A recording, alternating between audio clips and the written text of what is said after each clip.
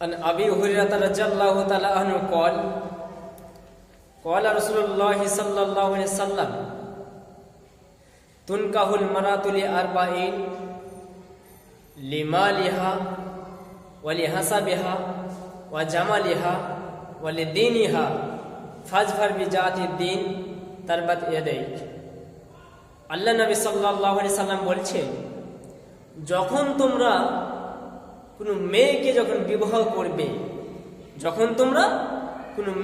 বিবাহ করবে তখন তোমরা চারটি জিনিসকে খেয়াল করবে, লক্ষ্য রাখবে, চারটি জিনিসকে দেখে নেবে।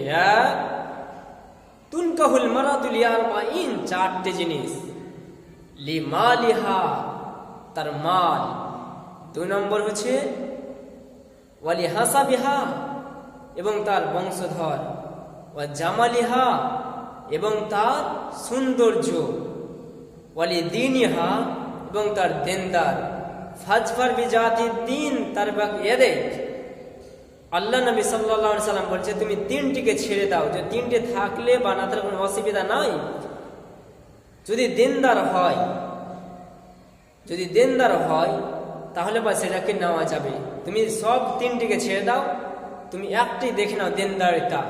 যদি তার ভিতরে দেনদারি থাকে, আল্লাহওয়ালা থাকে, আল্লাহর ভয় থাকে, তাহলে তাকে তুমি বিবাহ করে নাও।